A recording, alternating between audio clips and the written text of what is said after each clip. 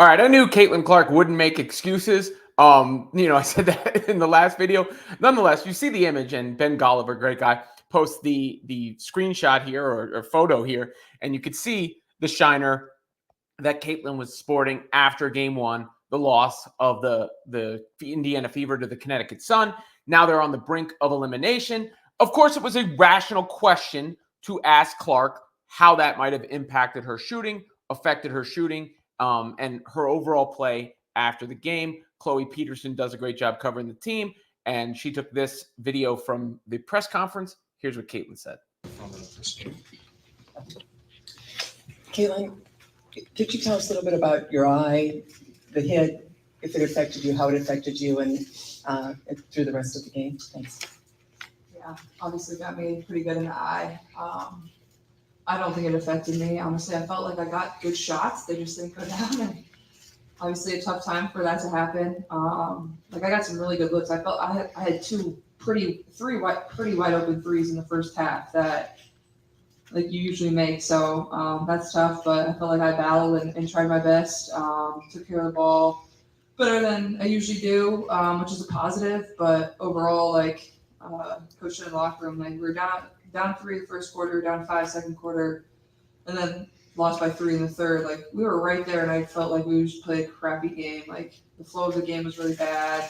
I don't know if that was the ref being that. It's probably partly us because we struggled to get stops at times, but also like the clock getting messed up. It was one thing after the next, but overall, like it didn't bother me. Obviously, it didn't feel too good when it happened, but it is what it is. The clock thing was strange. That the clocks kept malfunctioning, and one time it almost stopped a semi-transition for the Fever, and Clark was clearly pissed when that actually happened and took place. And there was some a foul call on Aaliyah Boston that wasn't on Aaliyah Boston that Christy Sides had to challenge, and no foul call on Dejanay Carrington when Clark got the black eye. With that said, the Sun outplayed the Fever. They deserved to win. And the turnover talk there is one of the I thought Clark played an okay game overall. She just really struggled to shoot. And some of them were just egregious misses that she has to make.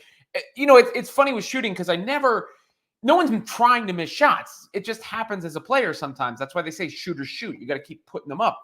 Same thing goes for Kelsey Mitchell when it comes to the next game. And of course, the pressure is going to be on. But Clark tried to remain confident about that. And maybe she just is confident about that. She seems like a confident individual in general. Caitlin, you had talked about heading into the next game and the state of the team. Talked yesterday about how you felt like every time the team played here, you just didn't play well, and then you called it a crappy game today. Mm-hmm. Is there something about this building or being here that impacts that? No. Like I said, like we were down 8 or something, maybe 11 going into the fourth. Like we had our chances. Like I felt like I said, we didn't play well. Like we didn't play to the level that we're capable of playing. And we didn't shoot the ball like we're capable of. But even that to the side, like we're capable of winning this game without making shots. Our defense could have been a little bit better. Obviously Marina gets hot and she's a really good player, but I had a few lapses on the defensive end where like as a shooter, once you see 2 in a row go in, like the basket looks huge, so you can't allow that. But like I said, I mean, we can win. It's not anything about the building. It's not about the gym. It's not about the hoops. Like I have all the confidence in the world in this team, and everybody in our locker room does. And I know we'll be a lot better on Wednesday. As I've said, the Fever are ahead of schedule, right? No one, if we go back and rewound at the beginning of the season, none of us would be talking about the Fever as a playoff team or a contending team or any of those things. But they came out so good after that 1-8 start, specifically after the Olympic break, that it raised the expectations. Their high-level players are of such a level that it gives them a chance at any time, especially Caitlin Clark.